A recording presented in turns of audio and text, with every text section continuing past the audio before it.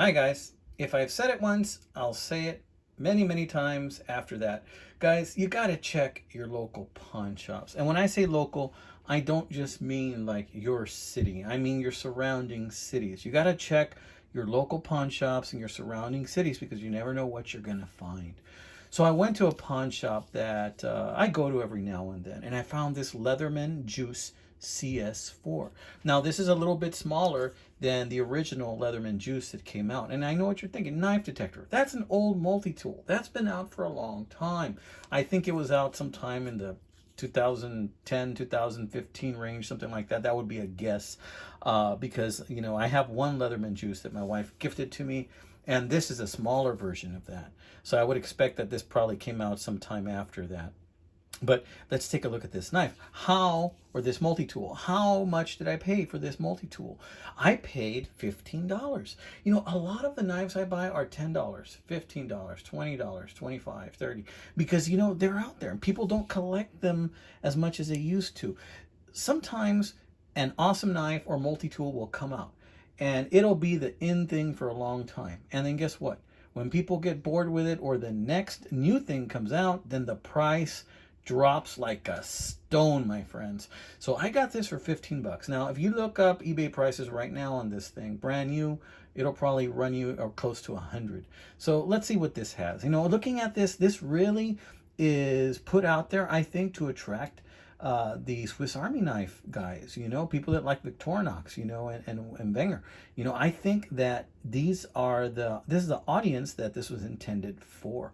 Only I think they meant to improve on it a little bit by putting it in a multi-tool platform because it's got a lot of the same stuff. Check it out. It's got the corkscrew. You know, how many multi-tools do you have with a frickin' corkscrew? Not many, right? That's why I'm thinking they wanted to target Swiss Army knife guys on this. You know, what else do we have here? We got a cap lifter, right? And look at that. I don't know what that is for, but it's there, you know. But we have a cap lifter. Oh, by the way, this is pretty dirty. There's a little bit of rust in there because I did do some cleaning on it, and that's like buildup from the oil after I oiled it, right? So on this side, what do we have? We have the main blade. Now, the main blade was probably the most used tool on this knife when I got it, and it wasn't sharp at all, but now it is, and it will cut, my friends. So it's got the main blade on this side. Yeah, it's got a little bit of snap. What else we got? We also have the awl, but that's not all. Look at that. It's got a little hole in it, too, and there's more of that grease and stuff from me oiling it. Okay, check this out. You pull out the awl. You have to pull out the awl in order to get this out because here we have a saw. Again, these are tools that you might find on a Swiss Army knife, you know. And let's close that. All right, see how you have to close one thing? It seems like when this was made, they weren't thinking about people not caring about what order they close them in. You know, they really didn't think about it too much. You know, it's not as refined as a Swiss Army knife. It's not as refined as an Alox type knife, you know, but it's there, and these tools will get the job done. And then the scissors.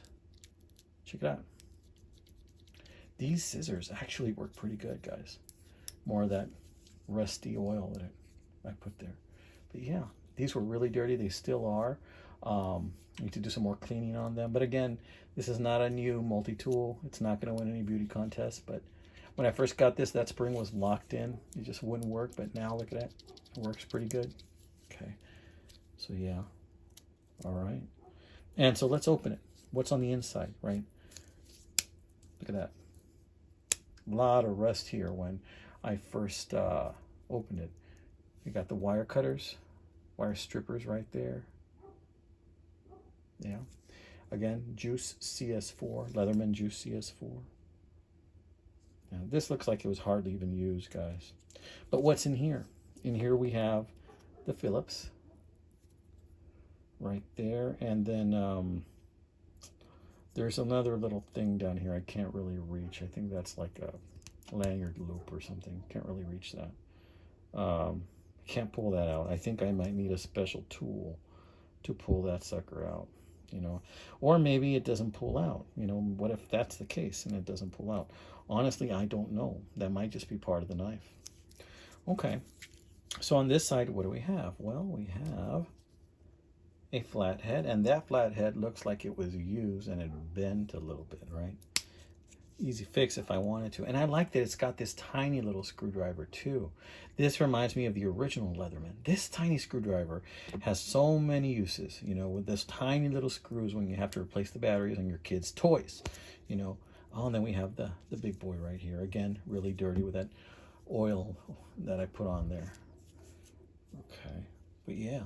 So I wanted to show you this, guys. And these are out there, you know.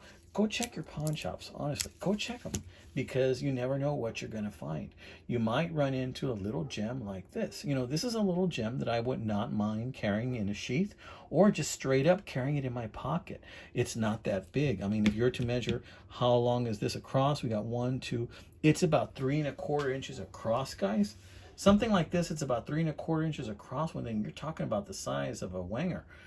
Swiss Army knife, you know, you're talking about the length of that, you know. So this is something that you can easily put in your pocket, you know, and it's not going to take up too much space, and it's got a bunch of tools. Those pliers are valuable, the knife is valuable, the scissors, you know, these are things you're gonna use. So keep an eye out, my friends. This has been another one by the Knife Detector. I hope you guys are doing well. You will be seeing this video on a Friday. So welcome to the weekend. There are hunting opportunities out there. There are detecting opportunities out there. Don't pass up that pawn shop when you drive by. Stop by, walk in, and when they say, hey, hello, sir, can I help you? Or hello, ma'am, can I help you? Say, hey, I just want to take a look at your pocket knives. I just want to know where your pocket knives are. And then they'll direct you to the case. Oh, we have some right over here. And then lo and behold, you might find a treasure that you otherwise would not have seen if you hadn't even stopped at all, right?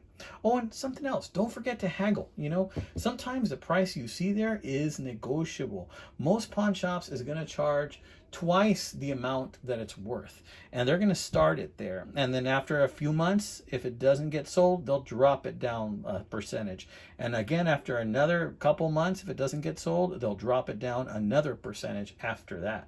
So don't be afraid to ask, because if you ask and it's already been several months and they're about to drop it down, then you might get lucky and you might have a manager that'll say, hey, what if I give it to you for this price? Will you take it now? I can't tell you how many times that's happened to me, and I'll say, you know what? I think that's fair, and I'll take them up on it, man, and I will get myself a knife that I normally never thought that I could afford. All right, amigos, this has been another episode of The Knife Detector. I want to say hey and thank you to all my new subscribers. Many blessings to you, my friends. I like to make videos on all kinds of knives and multi-tools. The stuff I do videos on is not stuff you see every day. It's stuff that maybe you saw once and forgot about, or maybe it's something that you saw your granddad use many years ago, or maybe it's something you were curious about and then forgot about, and then watching my video, you're going to remember and say, hey, I wanted one of those a while back. Whatever happened to those things? Well, guess what? They're out there, my friends. They're out there. All right. God bless you, my friends. Take care.